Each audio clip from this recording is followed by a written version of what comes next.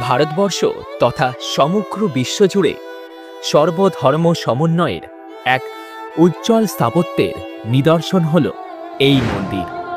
মানবজাতির একতার স্বার্থে স্বামী বিবেকানন্দ এই মন্দিরটি এমনভাবে নির্মাণ করতে চেয়েছিলেন যা সকল ধর্মাবলম্বীদের কাছেই গ্রহণযোগ্য হবে। তো পশ্চিমবঙ্গের হাওড়া জেলার হুগলি নদীর পশ্চিম পাড়ে অবস্থিত এই বেলুড় মঠ আজ আমরা ঘুরে দেখব, জানব কিভাবে সহজেই এখানে পৌঁছানো যায়, দিনের কোন কোন সময় এই মন্দির সাধারণ মানুষের জন্য খোলা থাকে, ভোগ প্রসাদের সময় ও তার মূল্যই বা কেমন কি, এবং মন্দির নির্মাণের পেছনের সেই তাৎপর্যপূর্ণ ইতিহাস যথারীতি থাকছে এই ভিডিওতে। তো চলুন আর দেরি না করে ভিডিওটিতে একটি লাইক সেরে এবার ভিডিওর মূল পর্বে প্রবেশ করা যাক। প্রাকৃতিক সৌন্দর্যে পরিপূর্ণ এই পবিত্র স্থান মন্ত্রমুগ্ধ করে তোলে আমার আপনার মতোই দেশ বিদেশ থেকে আগত সকল দর্শনার্থীদের। তাই প্রথমেই আসি, আপনি কিভাবে এখানে আসবেন। দেখুন, যেহেতু বেলুড় মঠ রেলপথ, জলপথ ও সড়কপথের সাথে খুব সুন্দরভাবে সংযুক্ত, তাই যে কোনো উপায়েই আপনি এখানে পৌঁছাতে পারেন। হাওড়া স্টেশন থেকে যেমন লোকাল ট্রেনে চেপে মাত্র 5 টাকা ভাড়া দিয়ে আপনি এখানে আসতে পারেন, তেমনি হাওড়া, শিয়ালদহ কিংবা ধর্মতলা থেকেও আপনি পেয়ে যাবেন ডাইরেক্ট বাস পরিষেবা। তবে আমি কিন্তু সেখানে পৌঁছেছিলাম দক্ষিণেশ্বর হয়ে, মানে শিয়ালদহ স্টেশন থেকে লোকাল ট্রেনে চেপে একদম সকালবেলা পৌঁছেছিলাম দক্ষিণেশ্বর।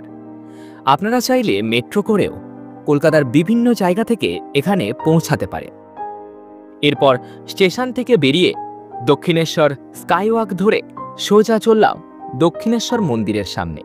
মন্দির নিয়ে একটি ডিটেলস ভিডিও আমি ইতিমধ্যেই আমার চ্যানেলে আপলোড করেছি, তাই এখন বলি, যারা প্রাইভেট গাড়ি নিয়ে আসছেন তারা ঘন্টা বেসিসে এই মন্দিরের ভেতরেই কার পার্কিং করতে পারেন এবং আপনারা দক্ষিণেশ্বর কালী মায়ের দর্শনের পরেই একদিনেই বেলুড় মঠও ঘুরে আসতে পারেন। দক্ষিণেশ্বর মন্দির আর আমরা যাব এই রাস্তা ধরে। যেহেতু সকালের টাইম তাই বহু দর্শনার্থী আসছে, কিন্তু আমরা আগে বেলুড় থেকে ঘুরে এসে তারপরে দক্ষিণেশ্বর মন্দির দর্শন করব। আর এই রাস্তা ধরে সোজা গেলেই একদম জেটির ঘাটে পৌঁছবো। এই টিকিট কাউন্টার, আর এখানে থেকে মানে বেলুড় মঠ ফেরি সার্ভিসের টিকিট পার হেড দেখতে পাচ্ছ 11 টাকা।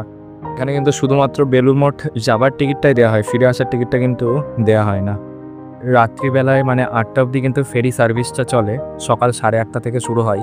এই যে 11 টাকা দিয়ে পার হেড টিকিট কেটে নিলাম। আর ঘাটটার নাম হচ্ছে দক্ষিণেশ্বর মা ভবতারিণী ফেরিঘাট।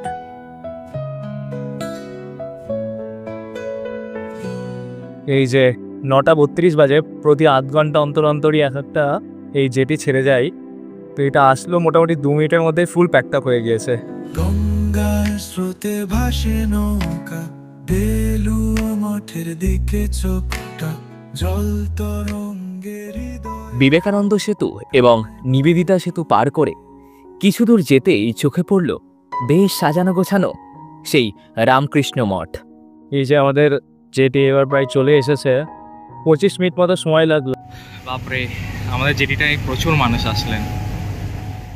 যে টিকিটগুলো ওপাশ থেকে কেটে আসবেন সেগুলো ঠিকঠাক করে রাখবেন, কারণ এখানে টিকিট কিন্তু নিয়ে নেওয়া হয় সকলের থেকে। ভেসেল বা জেটি থেকে নেমে বেলুড় মঠ মেন গেটের দূরত্ব পায়ে হেঁটে 2 থেকে 4 মিনিট মাত্র। যে জেটি করে এসে এই যে বেলুড় মঠ এই সাইডটাতে, ঠিক আছে, এই যে এটা হচ্ছে মাইন্ড ম্যাপ, এখান থেকে দেখে নেওয়া যাবে কোথায় কি আছে, ঠিক আছে। এই যে বেলুড় মঠ মন্দির এপ্রিল থেকে সেপ্টেম্বর 6:30 থেকে 11:30 এবং বিকেল 4টে থেকে 9টা, আর অক্টোবর থেকে মার্চ 6:30 থেকে সকাল 6:30 থেকে দুপুর 11:30 এবং বিকেল 3:30 থেকে রাত 1:30 পর্যন্ত এই বেলুড় মঠ খোলা থাকে। তবে আপনারা যদি মেন গেটের সাইড দিয়ে আসেন, সেদিকেও কিন্তু রয়েছে কার পার্কিং এরিয়া।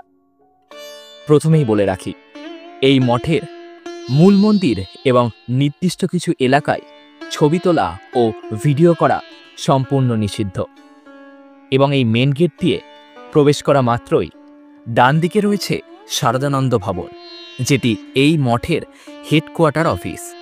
আর বাঁ দিকে রয়েছে রামকৃষ্ণ মিউজিয়াম, যেখানে শ্রী রামকৃষ্ণ পরমহংস এবং স্বামী বিবেকানন্দের ব্যবহৃত জিনিসপত্র সযত্নে রাখা রয়েছে। আর এখানকার প্রবেশ মূল্য জনপ্রতি 5 টাকা। তবে ফটোগ্রাফি কিংবা ভিডিওগ্রাফি এখানে কঠোরভাবে নিষিদ্ধ। কিন্তু হ্যাঁ, আপনি যদি ফেরিঘাট গেট দিয়ে প্রবেশ করেন, তবে ডান দিকে প্রথমেই পড়বে স্বামী বিবেকানন্দ মন্দির, যেখানে 1902 সালে 4 জুলাই স্বামী বিবেকানন্দের পার্থিব শরীর দাহ করা হয়েছিল। শুনলে অবাক হবেন, দেহত্যাগের মাত্র 3 দিন আগে স্বামীজি তার শিষ্য স্বামী প্রেমানন্দকে এই স্থানটির কথা উল্লেখ করে বলেছিলেন, আমার দেহ গেলে ওখানেই সৎকার করবি। পাশের এই বেলগাছটির নিচেই নাকি তিনি বেশ সময় কাটাতেন। এই মন্দির পেরিয়ে কিছু দূর এগোতেই রয়েছে শ্রী শারদা মায়ের মন্দির। এখানে শারদা মায়ের দেহাবশেষ সৎকার করা হয়েছিল। বেলুড় মঠের এটি একমাত্র মন্দির যা গঙ্গার দিকে মুখ করে অবস্থিত। এরপর রয়েছে স্বামী ব্রহ্মানন্দ মন্দির।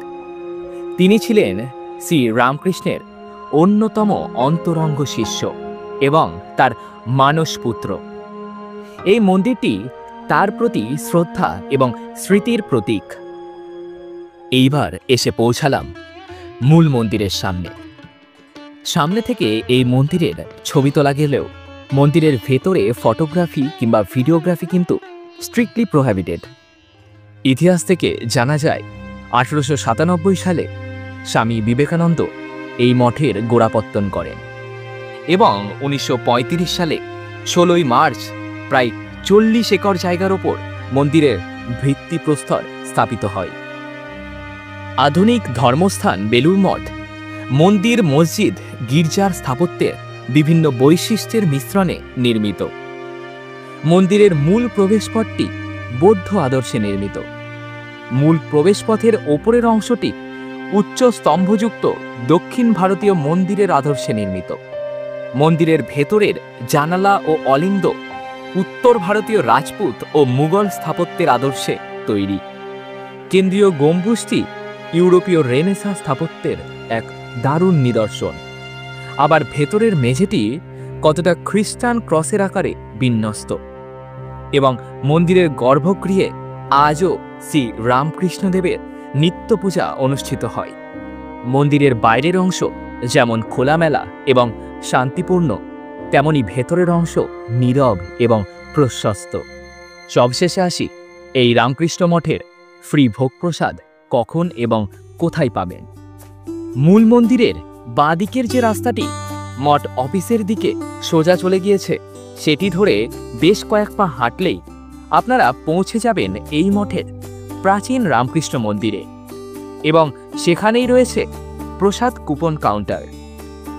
সকাল 9টা থেকে বেলা 11:30টার আগে বিনামূল্যে আপনারা এখান থেকে কুপন সংগ্রহ করতে পারেন। যেহেতু কুপনে কোনোরূপ মূল্য নির্ধারিত নেই, তাই আপনারা আপনাদের ইচ্ছে মতো অনুদান দিয়ে প্রসাদ গ্রহণ করতে পারেন। অফিসের উল্টো দিকে রয়েছে একটি জনপ্রিয় আম গাছ, যা নাকি স্বামীজি নিজের হাতে লাগিয়েছিলেন এবং কথিত আছে এখানেই তিনি বিশ্রাম নিতেন। এমনি দিন তো বাদই দিলাম, উৎসবের দিনগুলিতেও বিপুল সংখ্যক ভক্ত সুশৃঙ্খলভাবে প্রসাদ গ্রহণ করতে পারে। প্রসাদ প্যাকেজিংয়ের কোনোরূপ ব্যবস্থা কিন্তু এখানে নেই। প্রসাদম কক্ষের একদম বাইরেই রয়েছে ওয়াশরুমের ব্যবস্থাও। এইভাবেই শান্ত নিরিবিলি পরিবেশের মাঝে আমরা দারুণ সুন্দর একটা দিন কাটিয়েছিলাম বেলুড়ে। ভিডিওটির মাধ্যমে আপনার যে কতটা উপকার হলো তা আমি জানি না, তবে আপনার একটি লাইক এবং কমেন্টের মাধ্যমে যে আমি উপকৃত হব তা আমি অবশ্যই জানি। আপনারা চাইলে 30 মিনিট অন্তর চলা লঞ্চে পুনরায় দক্ষিণেশ্বর ফিরে এসে মায়ের পুজোও দিতে পারেন, তবে মন্দির দুটির বন্ধ হওয়ার সময়টা কিন্তু মাথায় রেখে। আর হ্যাঁ, রবিবার কিন্তু মেট্রো সকাল 9টা থেকেই চলা শুরু করে। তবে আপনার সাথে স্ক্রিনে দেওয়া ভিডিওতেই দেখা হচ্ছে। টাটা।